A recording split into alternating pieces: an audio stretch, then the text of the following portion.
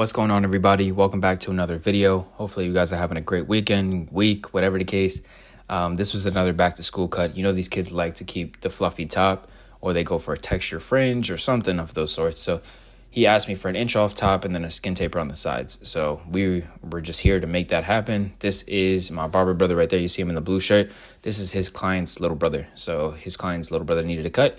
We were here to make it happen. That's just what it is all the time. Sometimes we just swap through clients in the shop depending on who is available and who could do what. So yeah, I'm right here. I'm just following my guide straight through, and then I'll pull it to the left, pull it to the right, and that's just how I pretty much do my shear work. I'm thinking about investing in a shear course just so I could understand the process a little faster. For cutting hair, I feel like I already have my process down packed. It's just a matter of time of reps in order to get that experience in. But besides that shear work, I'm thinking about maybe investing in a course. So far, I've invested in 245 mentorship. I did that like last year. And I've invested in that Breed Baza speed course. Both of those have made a big impact because I definitely understand intention, moving with intention when it comes to my clippers or trimmers. And Baza helps you break that down with every haircut. And then, pay attention to detail, set in your guidelines as fast as possible, and then knocking them out as fast as possible. That's just pretty much it. Overall, it looks like we created a nice shape. And then I just go right into my steps. It's the same steps every time, trimmer, punch in, da-da-da-da-da. I don't need to explain this to you guys. But I'm thinking moving forward, I'm going to use my foil trimmer like right after I punch in. I don't know why I use it last sometimes, but it makes more work to blend in later. So I'm possibly just going to switch to that. That's going to be the only thing that really changes on my process. But overall, I don't know, I stick to my script and I just go from there. I adjust it for when I need to. If I don't see how the hair is going to lay, I'll start with a 3 closed, but I already understood how his hair was because I was already cutting it with the shears. So I went with a 2 closed just to debulk that area where it's going to be lined up. I hate when that line is like really bulky, so I like to clear that out so that way it creates a nice crisp transition. And then below that, it'd be 1.5 and a half guard and some lever play with there. Speaking of lever play, the brand definitely is in the works. We're making it happen.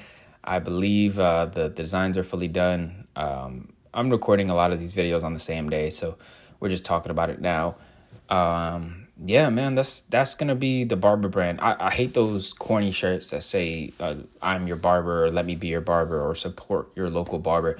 I want barbers to have a cool, like, streetwear brand and also, like, kid-friendly, like, I'm not talking about like naked women on the shirt. Like, I'm talking about cool designs, bro. Like, I've been a graphic designer for quite some time before I was a barber.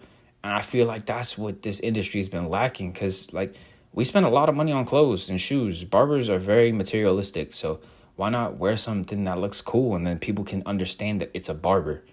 I think that would be a really good representation of us. Faded Culture is doing their thing. They definitely understood that the market was lacking. I just want to bring more of a design element to it. And then go from there. That would just pretty much be what I'm doing. Like I said, back to the haircut, same steps. You can see even I flick out right there, just create a little bit of distance between that blend so the transition just lays a little better. And yeah, we're going with that foil shaver. I play around with JRL trimmers a lot. They're usually my go-to if I need to just work on like little areas. But yeah, I usually set in my guidelines with the JRLs, and then I go for the Stylecraft, the Instincts. Those are pretty good. A lot of clipper over comb, just depends on how I'm working the hair and what we're keeping. I like to clip up what we're not cutting, and then a lot of clipper over comb. These are my favorite parts. Clipper over comb, those action shots right there, they always look the best. I'm gonna make these into a reel of the best action shots. You guys don't need to see the process, you just need to see the final touches and the before and after. So I sped them up as fast as possible.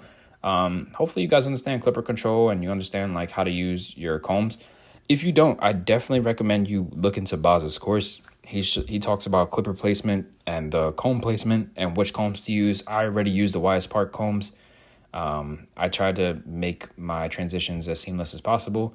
You see those FX3s just do the work for you. Sometimes you got to angle them out. It just depends on how much space you got back there. People got little ears or big ears, stiff ears, So you got to do what you can. And then same thing right here. I like to just adjust as I need to and line up, make everything nice and sharp without pushing anything back. Sometimes a reasonable pushback is necessary. But this time it wasn't.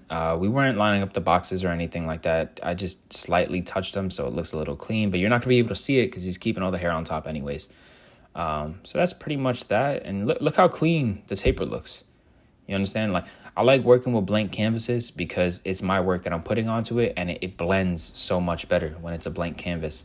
Then we put some water in there. Probably some mousse would definitely make these curls pop.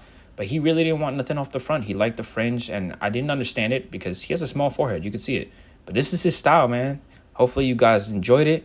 Hit him with that alcohol. Look at this taper. I think everything came out clean. Let me know if you guys like the video. Share it with your friends. Just leave a comment. I definitely appreciate it. I'm going to catch you on the next one. Look at that blurry.